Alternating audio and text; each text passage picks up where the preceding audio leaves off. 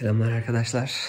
Çok uzun bir araba yolculuğundan sonra sonunda Litan şehrine ulaştım ve burada aslında Chengdu şehrinde tanıdığım bir arkadaşının evinde kalmaya geldim. Bugün ben nerede kalacağım? Bugün ben bu odada kalacağım ve bugün bu yatakta, benim için hazırladıkları yatakta kalacağım. Aslında birkaç gün kalacağım. Çok heyecanlıyım. Çok mutluyum ve gerçekten Tibet kültürünü sizlere, siz değerli seyircilere bu şekilde gösterebilme olanağına sahip olmak beni çok mutlu ediyor arkadaşlar. Birazdan dinlenmeye başlayacağım. Yarın sabah videomuza hız kesmeden devam edeceğiz. İyi seyirler.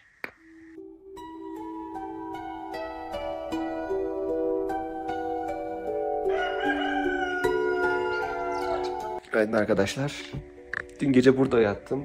Zaten 5 saat kadar falan uyudum. Az önce beni kahvaltıya davet ettiler. Şimdi birazdan yukarı çıkıp birlikte kahvaltı edeceğiz. Şu anda dünyanın en yüksek rakımlı ilçelerinden, şehirlerinden birisindeyiz. Keza Lhasa'dan 400 metre daha yüksekte olan bir bölgedeyiz arkadaşlar. O yüzden başım çok fena bir şekilde ağrıyor. Bolca su içmem lazım. Alışmam lazım. Şu anda beni ağırlayan Tibetli ailede arkadaşımın abisi Lo San. Hello. 你可以说在藏族话。你好。Taşdele. Taşdele. Taşdele. Burada ise kahvaltım var. Benim için hazırlamış oldukları. Bu şekilde kahvaltı odasını görmektesiniz. Ortada bizde olduğu gibi bir soba var. Ve soba borusu yukarı doğru çıkmakta. Burası mutfak kısmı arkadaşlar. Onların burada yemek yedikleri masa bu şekilde. Burada ise genel olarak Budizmle alakalı figürler görmektesiniz.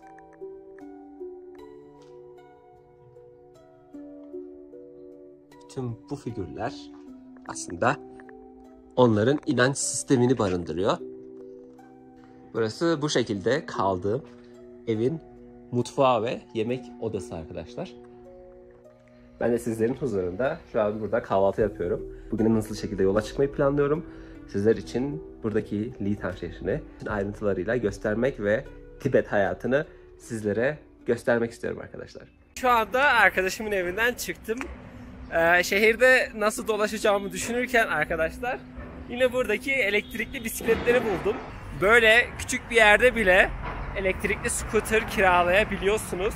Bu şekilde böyle bir hizmet veriliyor olması, sokaklarda paylaşımlı scooterların ve paylaşımlı elektrikli bisikletlerin olması gerçekten biz gezmeyi sevenler için çok büyük bir avantaj.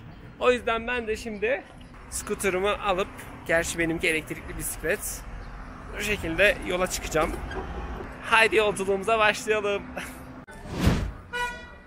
Şimdi pazar gibi bir yere geldik arkadaşlar. Sizlere göstermek istiyorum. Hemen yol kenarında tıpkı bizim salı pazarları gibi burada da pazar kültürü var. Buradaki insanlar biraz daha aslında çok kültürel insanlar. Zaten çoğunluk olarak Budizm inancına sahipler. Ve ilk defa hayatlarında yabancı gören insanlar var aralarında. Bundan ötürü de sürekli bana bakmaktalar ya da benimle iletişim kurmaya çalışmaktalar. Ben de olabildiğince onlarla iletişim kurmaktayım. Çünkü onların kıyafetlerini giyip burada sokakta onların kültürünü tanıtmaya ve onların kültürünü göstermeye geldim.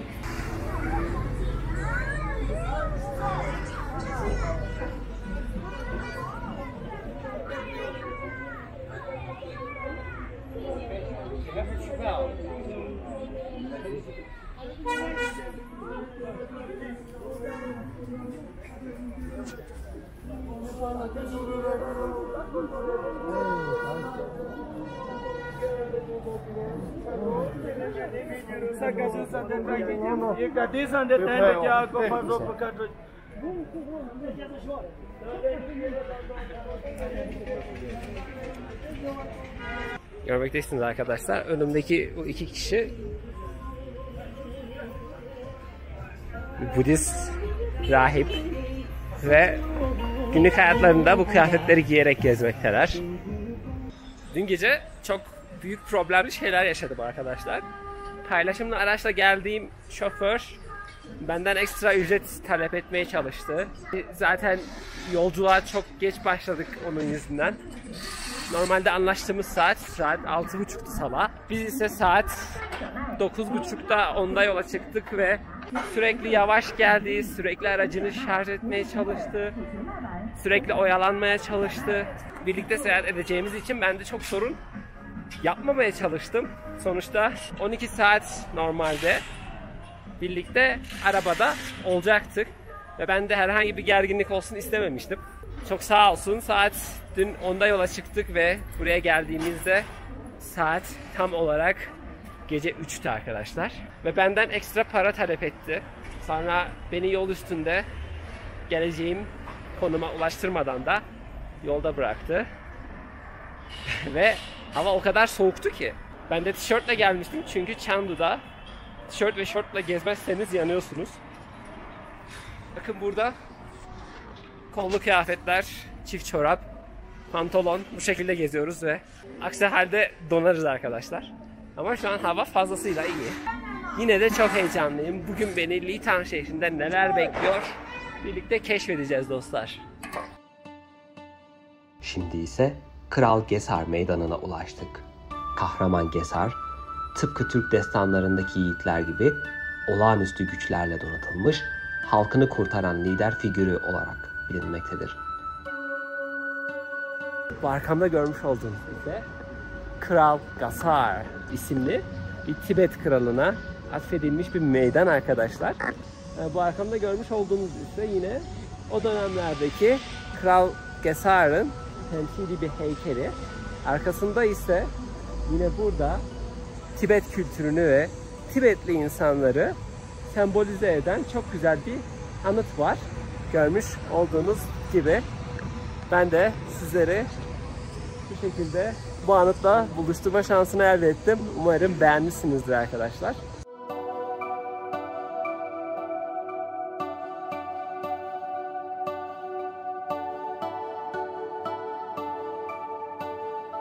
Normalde buraya gelen Çinliler yanlarında oksijen tüpü taşımak zorundalar.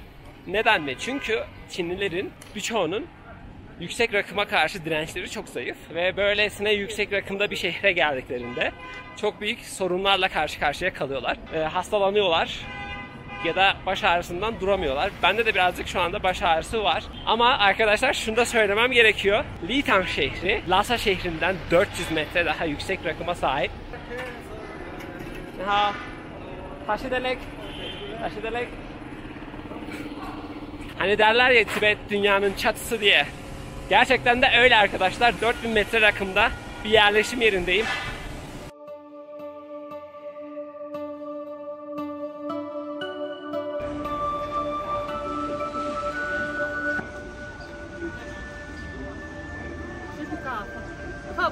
你想看吗？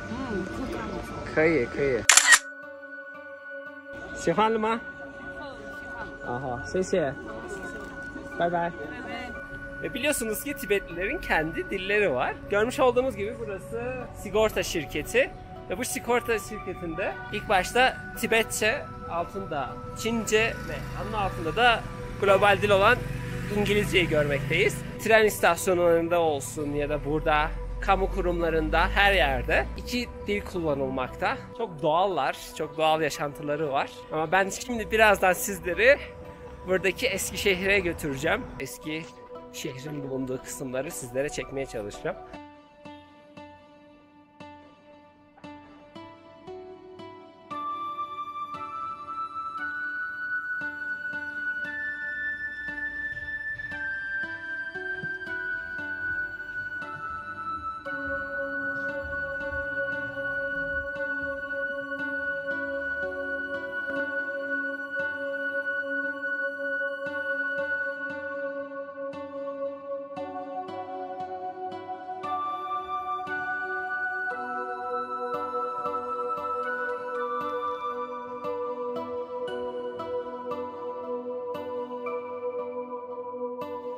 Başta gerçek olduğunu düşündüğüm Balmumu heykelleri var burada.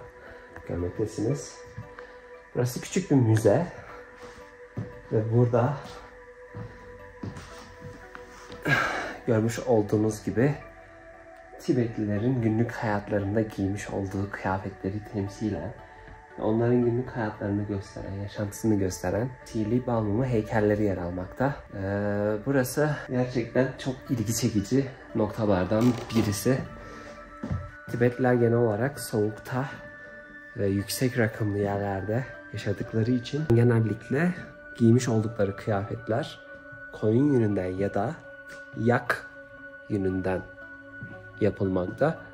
Bu şekilde kıyafetler ile yaşantılarını sürdürmekteler.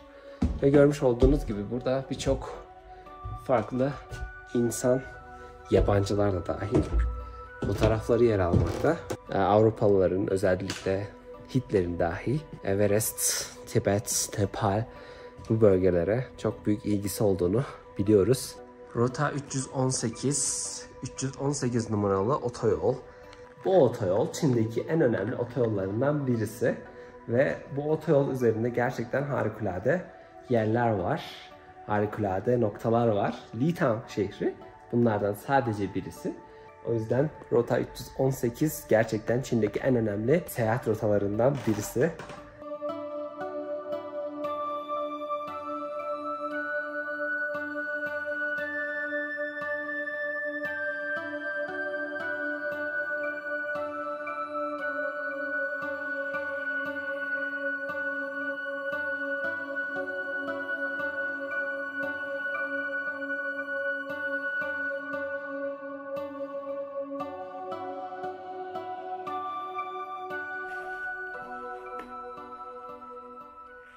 Binanın mimarisi gerçekten çok göz alıcı ve çok güzel.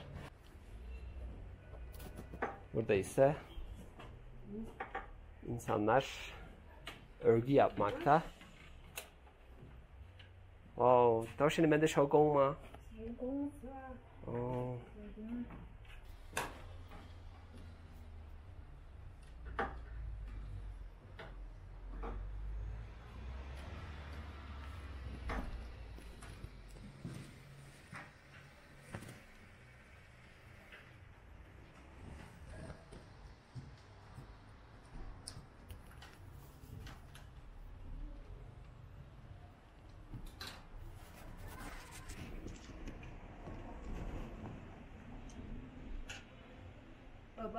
很漂亮。漂亮。Tashi the lake. Tashi the lake. Bye bye.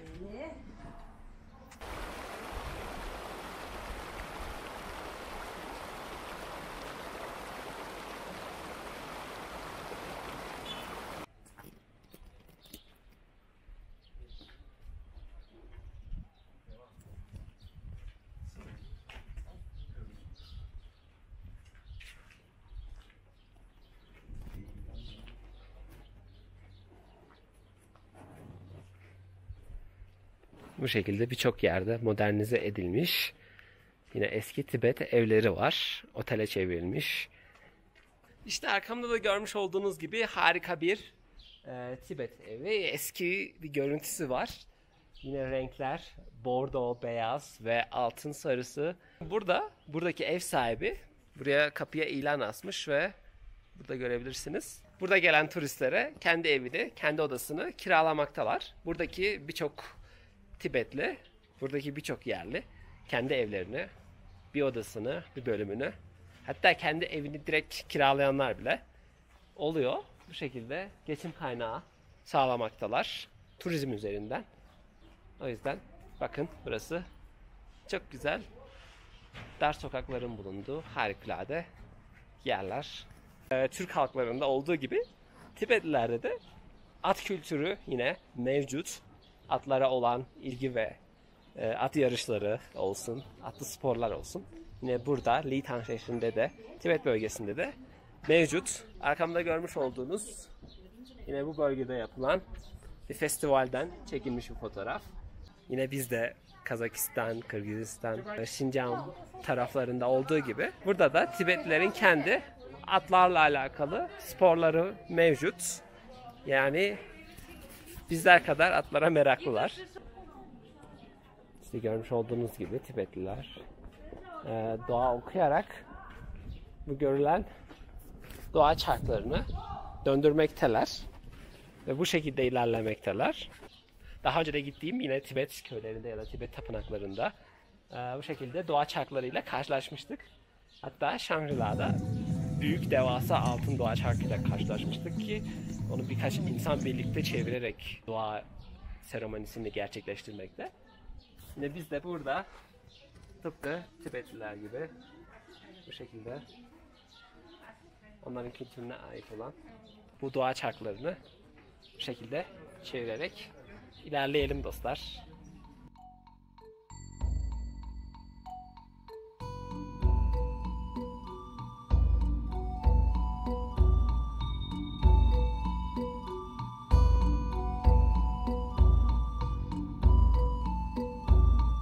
Bahsettiğim kovboy şapkaları bu şekilde. Her hediyelik eşyacıda bu şekilde görmüş olduğunuz gibi kovboy şapkaları ya da Tibet kültürüne ait, Budizme ait birçok farklı öge yer almakta.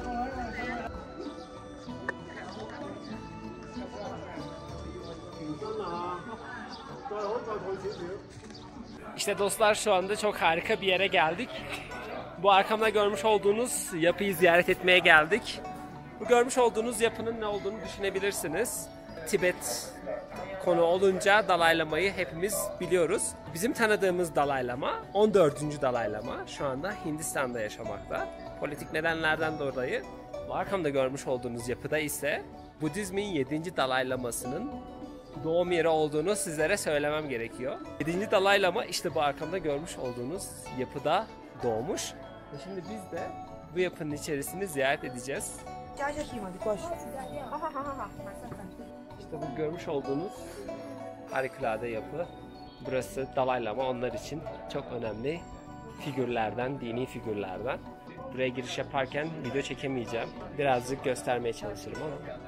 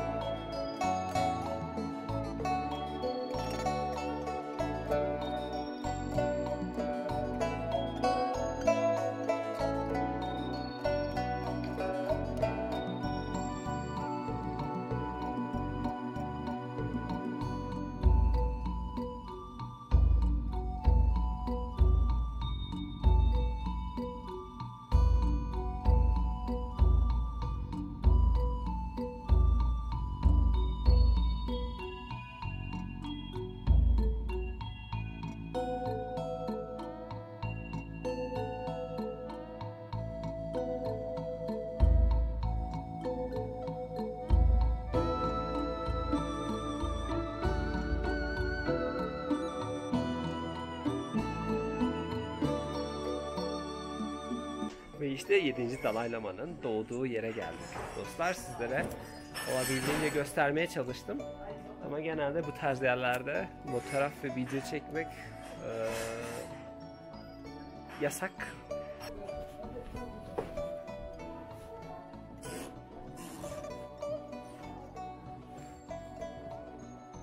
Burası ise daha önce gitmiş olduğumuz Budist tapınaklarına benzer başka Budist tapınağı.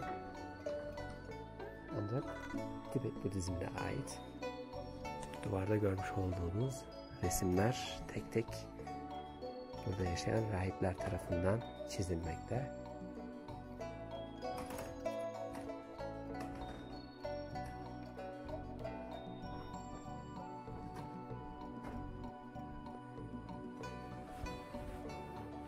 İşte ortada görmüş olduğunuz 7. Dalai Lama ve onun betimlemesi.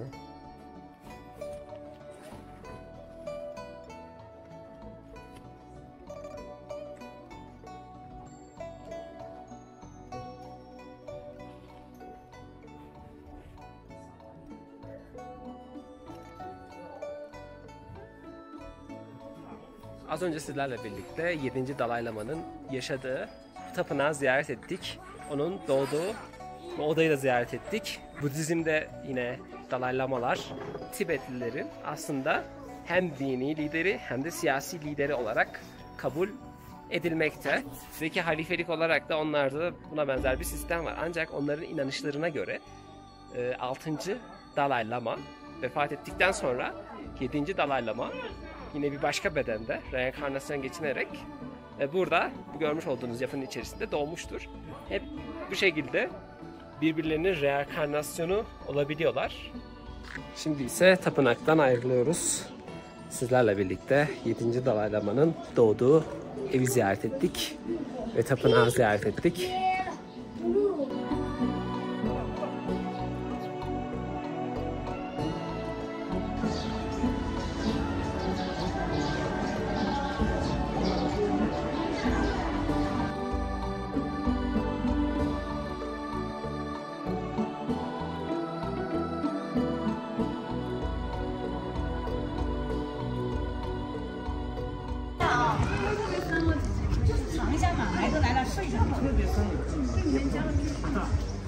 Burada ise görmüş olduğunuz gibi insanlar yak sütünden yapılmış yoğurt denemekteler.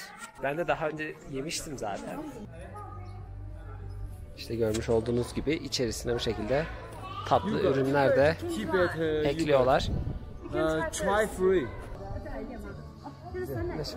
好，谢谢。要小料吗？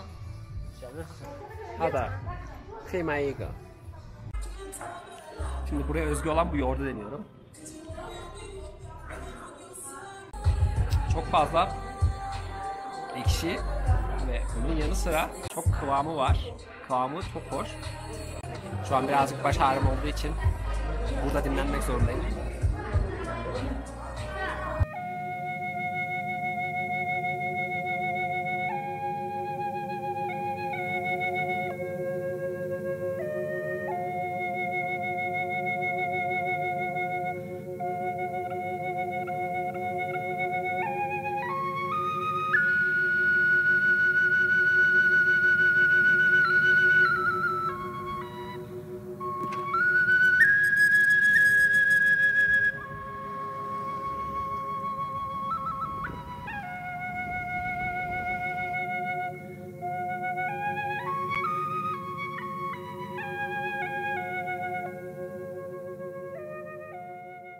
İşte burası karşınızda Lita şehrinin 318 numaralı otoyolunun giriş kapısı. Görmüş olduğunuz gibi arkamda birçok farklı insan tam olarak da burada fotoğraf çekilmek için yer almakta. Buradaki bölümlerde insanlar Tibet çayırlarında vakit geçirebiliyorlar. Sizlere bu yakları göstermek istiyorum.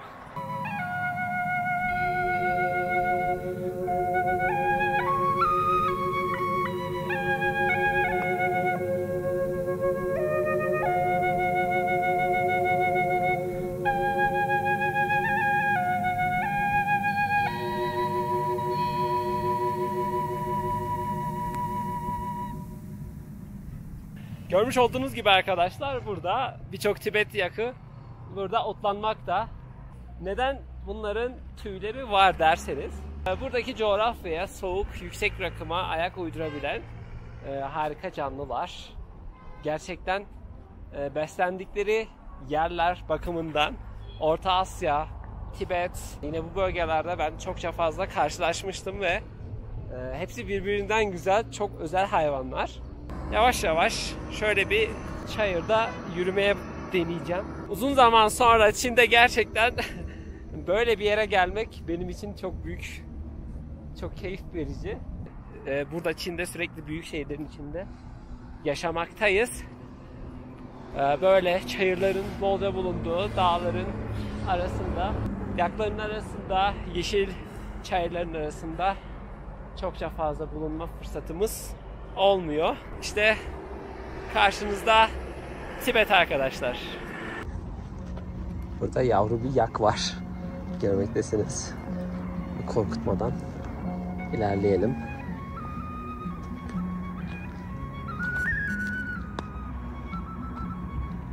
Hello.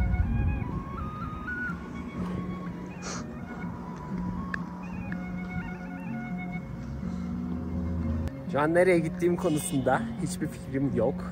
Biraz baş ağrım vardı. Çok şükür azaldı. Ama şu anda böyle tepeye doğru yürüyorum arkadaşlar.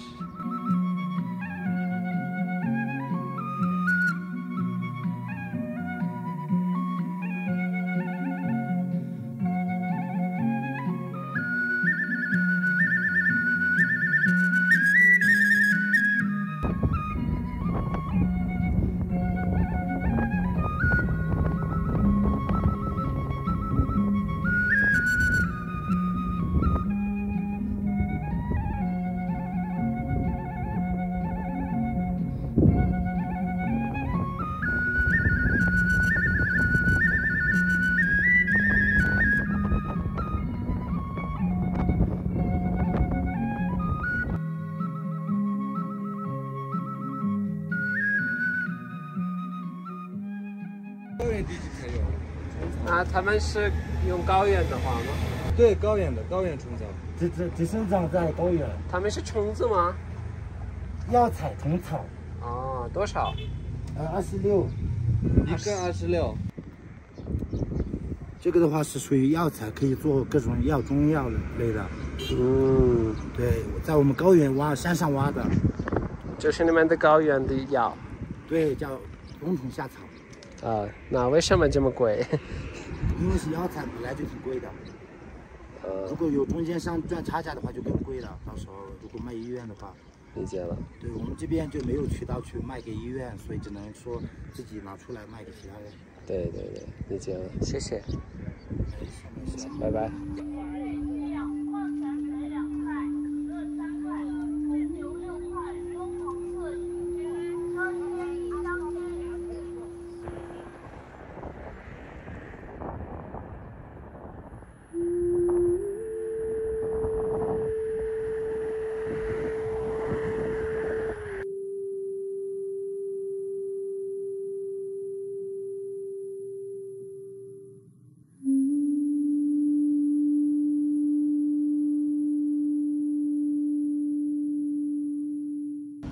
Sabah buradan çıkmıştık ve burada herhangi bir çalışma yoktu arkadaşlar. Burayı bugün sadece birkaç saatlik gezimiz esnasında bu hale getirmişler. Yani çok şaşırdım, ben de tanıyamadım. Neyse tekrardan eve döndüm çünkü yağmur yağıyor, hava çok soğuk ve kendimi biraz açıkçası kötü hissediyorum. Biraz evde dinlenip sıcak bir şeyler içmeye çalışacağım. Size Tibet misafirperverliğini de göstermek istiyorum. Az önce çok soğuk olduğu için hızlı bir şekilde dönüş yaptım. Ve ilk sordukları şey yemek yedin mi? Ben de yemek yemeden dönmüştüm. Normalde dışarı çıkıp tekrardan yemek yiyecektim. Karnım aç değil ama arkadaşımız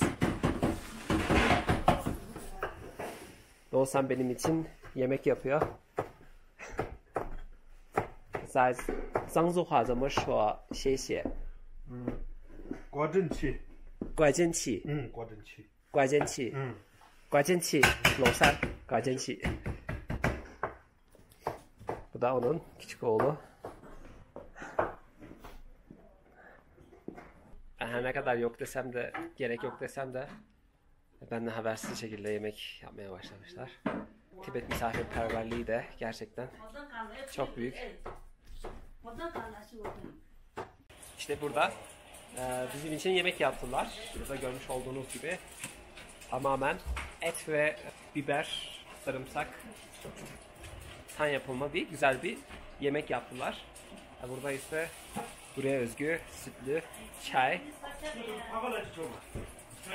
Şimdi birazdan burada Tibetli ailemizle yemek yiyeceğiz. Doğusan ve onun annesiyle birlikte ve oğluyla birlikte.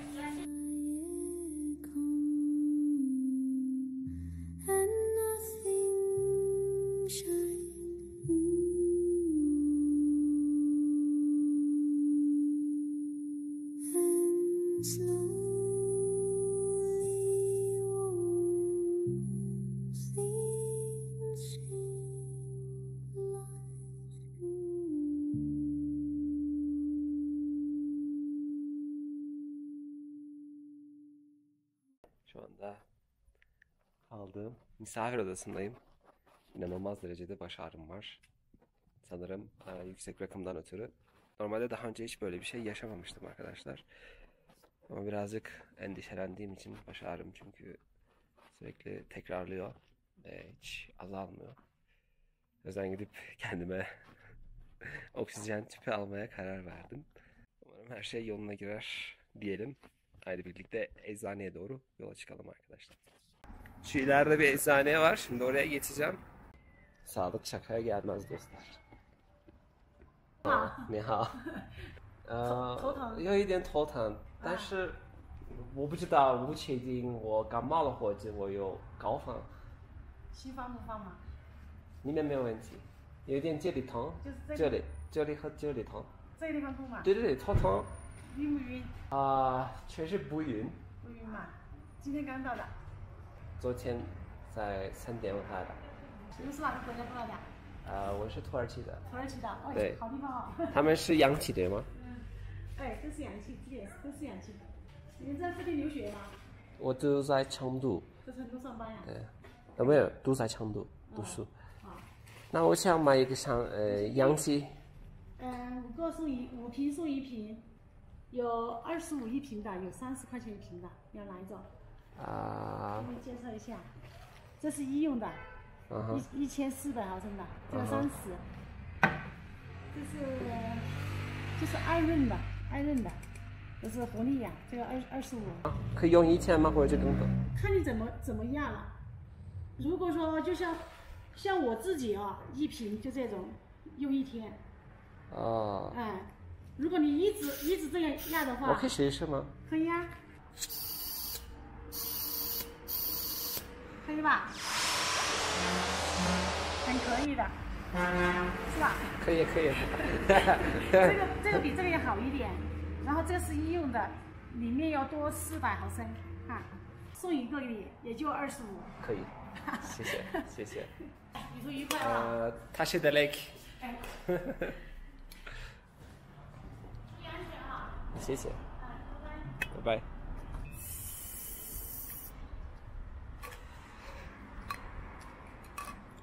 Arkadaşlar yapacak bir şey yok. Bir tane de ağrı kesici alacağım.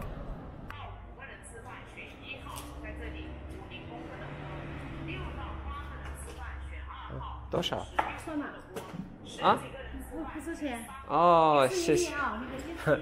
谢谢。谢谢，拜拜。好，拜拜。慢走。谢谢. Bana bir tane ağrı kesici verdi. Oh, daha iyi oldum arkadaşlar. Kesinlikle daha iyi hissediyorum. Vallahi daha iyi oldum.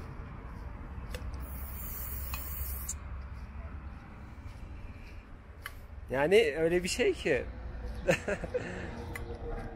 düşünemiyorsunuz. Hani beyninize oksijen gitmediği için ne yazık ki beyniniz çalışmıyor diyebilirim size. Bugün video çekmeye başlamadan önce bir telefonu şarjını unutuyorum, geri dönüyorum. Sonra anahtarı unutuyorum, sonra geri dönüyorum. Sonra kamerayı unutuyorum. Yüksek rakımdan dolayı ben de hastalandım. O yüzden oksijen tüpüyle idare edeceğiz dostlar. Ev sahibimizin köpeği beni hiç sevmedi. Bu da sürekli benim için havlıyor. 你好，您叫什么名字？去逼。去逼。你会说普通话吗？不会。你现在说的。他是我爸爸。他是我妈妈。对，你的名字呢？ Sercinga 和 Çebi Sercinga罗伞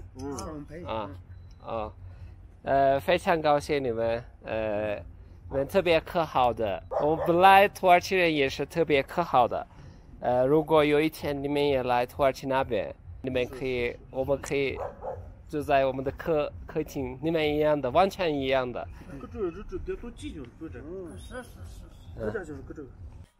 Sizlere bu Tibet